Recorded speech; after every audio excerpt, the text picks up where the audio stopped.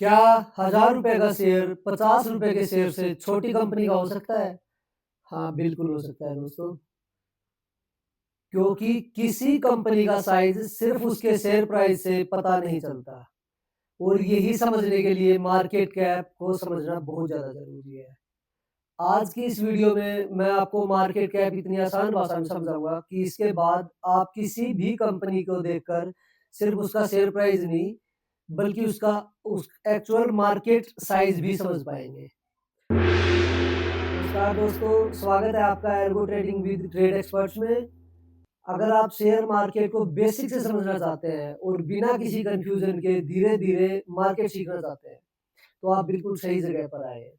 आज हम समझेंगे मार्केट कैप क्या होता है, इसकी कैलकुलेशंस कैसे होती है, शेयर प्राइस और मार्केट प्राइस में क्या डिफरेंस है और लार्ज कैप, मिड कैप और स्मॉल कैप क्या होते हैं। तो चलिए एकदम आसान एग्जांपल के साथ समझते हैं।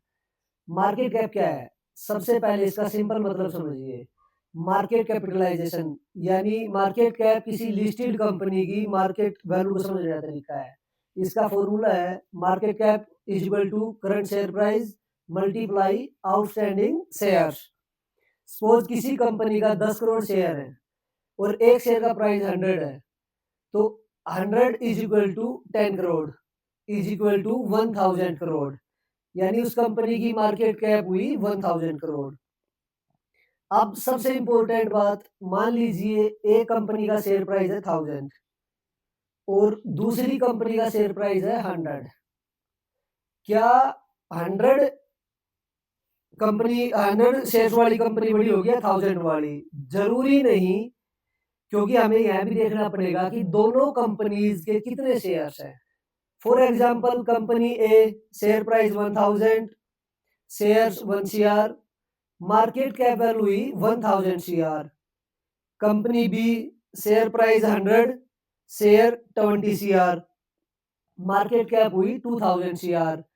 अब कंपनी बी का शेयर 100 का है लेकिन उसकी मार्केट कैप कंपनी ए से ज्यादा है, इसलिए हमेशा याद रखिए share price not is equal to company size. Company का मार्केट साइज समझने के लिए मार्केट कैप ज्यादा देखना मीनिंगफुल है। अब आते हैं उन 3 शब्दों पर जिन्हें आपने बहुत बार सुना होगा, लार्ज कैप, मिड कैप और स्मॉल कैप। सिंपल लैंग्वेज में लार्ज कैप बड़ी मार्केट में बड़ी कंपनीज, मिड कैप बीच की कंपनीज और स्मॉल कैप छोटी कंपनीज।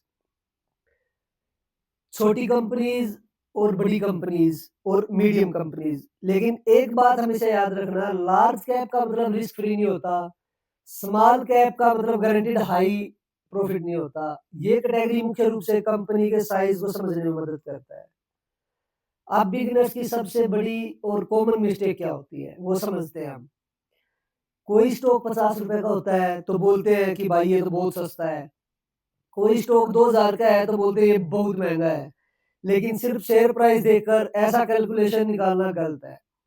आपको मार्केट कैप के हिसाब के साथ साथ कंपनी का प्रॉफिट, रिवेन्यू, डेब्ट, ईपीएस, आरओई, पीई, आरओसी और बिजनेस ग्रोथ और ब्रांड इन्वेस्टर भी देखने चाहिए।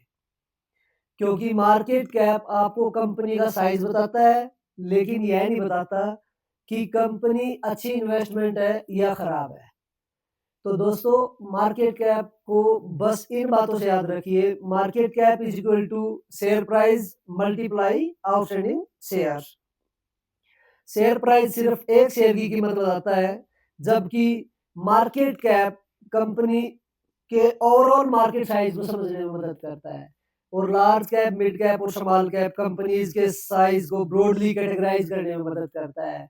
लेकिन किसी भी स्टॉक में इन्वेस्ट करने से पहले मार्केट कैप देखकर डिसीजन नहीं लेना चाहिए।